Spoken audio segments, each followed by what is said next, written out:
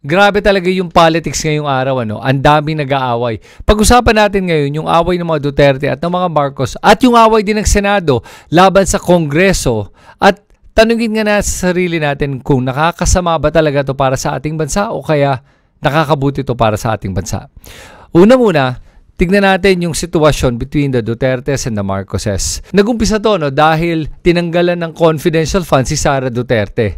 Nung tinanggal yung confidential funds, nagsalita yung tatay niya, naggalit na galit kay Marcos. Natanggal yon via the Congress. Ngayon, nung natanggal yung confidential funds si Sara, nag-threaten si Duterte na gusto niyang ipapatay si Congresswoman Franz Castro gamit yung confidential funds, which actually justifies kung bakit kailangan tanggalin nga yung confidential funds na yun. Dahil si Duterte na nagsasabi na ginagamit yan para pumatay ng tao eh. Nag-escalate yung away nila because Duterte wasn't just gonna be able to get away with making a statement like that. Sumagot si House Speaker Martin Romualdez at dinefend niya yung Kongreso sa kanilang aksyon. At honestly, nabilib ako sa Kongreso and with House Speaker Martin Romualdez for speaking out against Duterte. Naipakita niya doon na independent sila at matapang sila at hindi sila magpapatakot sa isang former president. At dahil doon sa ginawa ng Kongreso, lalong nagalit si Duterte. At nagsabi pa nga siya na nakipag-meet siya sa mga military officers. Pero hindi daw yung destabilization plot. Pero nakakapagtaka nga yun. Ano? At pagkatapos nun, lumabas din yung issue with Paulo Duterte na nakakuha daw siya ng 51 billion pesos in a span of 3 years nung presidente yung tatay niya. 51 billion pesos is a ridiculous amount. Maraming mga city governments na hindi man lang nakakakuha ng ganyang kalaking budget taon-taon. At nakuha yan ng isang tao dahil anak siya ng presidente. Saan niya kaya ginastos yun? Ngayon dahil dito, bumanat na si Duterte. At ngayon, ginamit niya ang issue ng charter change para ipakita na siya ay isa sa oposisyon. Duterte as the opposition, please, wala siyang karapatan maging oposisyon. Pero yun ang ginawa niya. Ginamit niya yung kanyang political base at ginamit niya yung kanyang mga anak para makapagsalita laban sa charter change daw. Pero dito, he took the opportunity and his son took the opportunity, si Baste, to tell President Marcos to resign. And Duterte naman took this opportunity to call Marcos a drug addict. Now, Marcos this whole time has been quiet. Now, at this point, gloves are off. At si Marcos sumagot na. Sabi niya, naaawa daw siya kay Duterte dahil yan ang nagagawa ng fentanyl talaga sa isang tao. At bakit hindi daw siya inaalagaan ng mga doktor niya. House Speaker Romualdez also spoke out. Pinapaalala lang niya na former president lang to. At sana naman respetuhin niya yung ating current president. Nasa tama naman siya. Honestly, they're more dignified in how they speak compared to the Dutertes. Now, this made worldwide news. At nakakasama ba to para sa ating bansa? Nakakasama to if there is political instability. Pero ang tanong, ang nangyayari ba ngayon, is this considered political instability? Hindi pa. It becomes political instability kung may nagbabanta at may nagpaplano na magkaroon ng coup d'etat o kaya some sort of an ousting of the president. That becomes an issue of political instability and that will be bad for business. That will be bad for foreign investments. Iiwas lahat ng mga investors sa Pilipinas. At yan ang makakasama sa ating ekonomiya. Sa ngayon, hindi pa yun yung ating sitwasyon. Pero sa mga naririnig ko sa bibig ni Duterte mismo, nakikipag-meet siya sa mga ibang military officers, nakakabahala yung mga ganyang salita. At idagdag mo pa doon na sinasabi din ni Duterte na pag makabalik siya sa power, papakulong daw niya yung mga iba't ibang mga political leaders, Congress, certain government officials. Kung ako si BBM, I would take that warning or threat very seriously. And I think Duterte is afraid because the ICC is now being allowed back into the Philippines. And if I were Marcos, to be honest with you, I would fully allow the ICC to come into the Philippines para i-aresto si Duterte, si Bato at si Sara. Dahil sa mga krimen na ginawa nila laban sa ating bansa at laban sa ating mga kapwa Pilipino.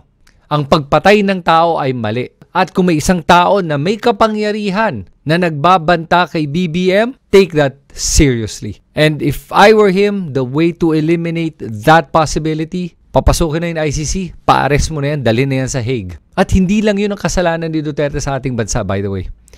Alam mo, isa pang kasalanan niya sa bansa natin, binenta niya yung ating bansa sa China. Yung ating mga utilities, yung ating lupa, pinapasok niya itong mga pogos, all this criminal activity, sumunod dahil doon. Ginawa niyang alipin ng mga Pilipino sa mga mainland Chinese.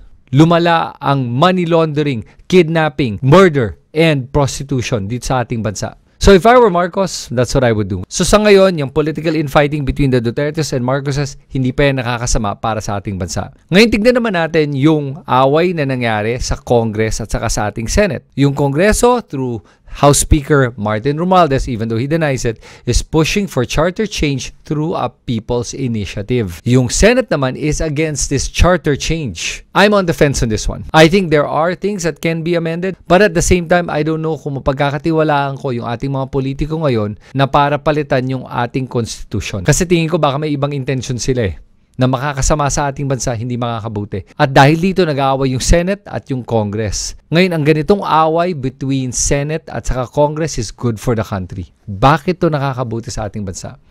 Nung panahon ni Duterte, yung tatlong branches of government were not co-equal. Dahil yung gusto ni President Duterte ay nasusunod na lang, naging rubber stamp ang Kongreso at ang Senado at ang Supreme Court. Nawalan na tayo ng checks and balance.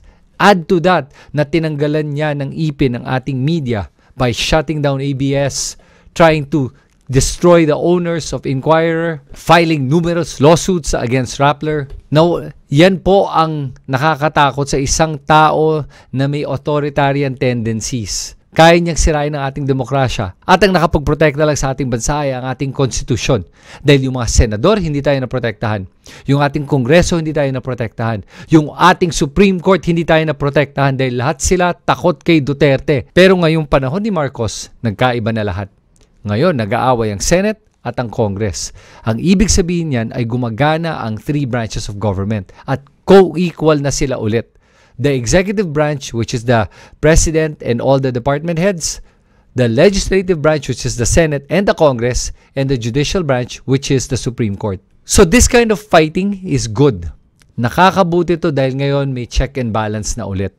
At ang ganitong pag-aaway ng mga iba't ibang branches of government will make each of them accountable to the people. Kaya okay yan. Kasi gusto nila magmukhang mabango sa taong bayan. So they have to outdo each other. At dahil doon, ang panalo ay ang ating bansa. Ang panalo ay ang demokrasya. Okay din ako na nag-aaway yung political clan ni Marcos at ni Duterte. Dahil dito, mas lalo silang makikinig sa taong bayan. Dahil dito, mas magiging maingat sila dahil alam nila na may isang magsasalita laban sa ginagawa nila kung may kalokohan yon. Dahil yung pagbibintang nila sa isa't isa will make each of them more accountable. And that's one thing that I like about what Marcos is doing or not doing. Not doing in a sense na I don't think sinadya niya na magkaroon ng co-equal branches of government. I think mas interesado lang siya talaga in looking good and improving the legacy of his family name. Not only that, malapit siya sa maraming mga oligarko at mga negosyante.